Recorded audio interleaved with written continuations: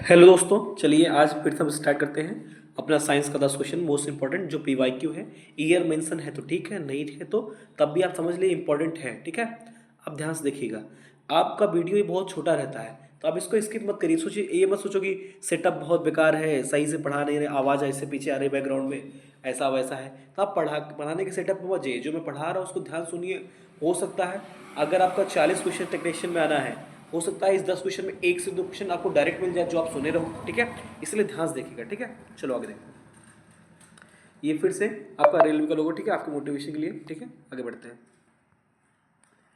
पहला क्वेश्चन है, कह रहा what is the principle of conservation of energy.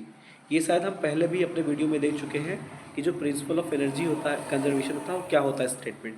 तो जो प्रिंसिपल ऑफ एनर्जी कंजर्वेशन का होता है, वो कहता है कि energy can not be created और कैन नॉट बी डिस्ट्रॉयड। मतलब ये जो एनर्जी होती है ना तो डिस्ट्रॉय की जा सकती है ना तो क्रिएट की जा सकती है। ठीक है, इसलिए इसका ऑप्शन कौन सा है, energy can not be created can और डिस्ट्रॉयड, ये ऑप्शन बी आपका क्या हो जाएगा, सही हो जाएगा। ठीक है, नेक्स्ट नेक्स्ट क्वेश्चन है हमारा, which phenomena occurs will light passes from one medium to another. फिर से ये भी शायद हम देख चुके हैं पहले भी, लेकिन फिर से देख लीजिए।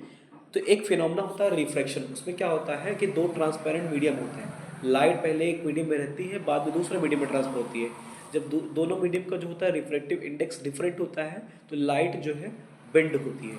अगर रेयर से डेंसर मीडियम में जाती है लाइट, तो लाइट जो बेंड होगी नॉर्मल की तरफ बेंड होगी। अगर डेंसर से रेयर में जाती है तो नॉर्मल से दूर बेंड होती है। इसका नाम होता है रिफ्रैक्शन। क्या होता है, रिफ्रैक्शन। इसलिए इसमें कौन सा ऑप्शन सही है हमारा, पहला। ठीक है, नेक्स्ट क्वेश्चन हमारा है, what is the electric potential difference measured in. फिर से क्या है, उसमें कहा गया है कि इलेक्ट्रिक पोटेंशियल डिफरेंस जो है किस में मेजर किया जाता है।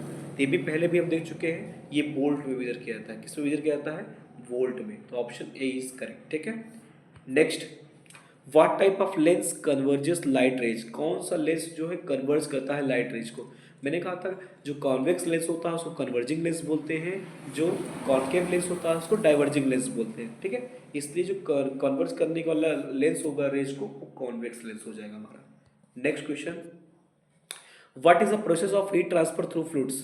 फ्लूइड के थ्रू हीट ट्रांसफर कौन करता है, मतलब कौन सा प्रोसेस होता है, वो होता है कन्वेक्शन। क्या होता है हमारा, ऑप्शन बी कन्वेक्शन।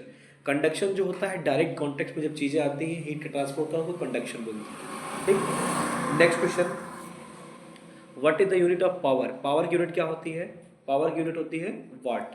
क्या होती है, वॉट। जूल जो होती है वर्क डन या एनर्जी की होती है, न्यूटन जो होता है फोर्स का, एम्पीयर जो होता है करंट का। ठीक, ये क्वेश्चन हमारा देखिए, which law state that force equals to mass time acceleration. तो इसमें कह रहा है कौन सा लॉ जो है फोर्स टाइम और मास और एक्सेलरेशन का रिलेशन बताता है। ठीक है, तो इसमें मैंने सेकंड लॉ बताया था। सेकंड जो कहता है the rate of change of momentum is directly proportional to the force.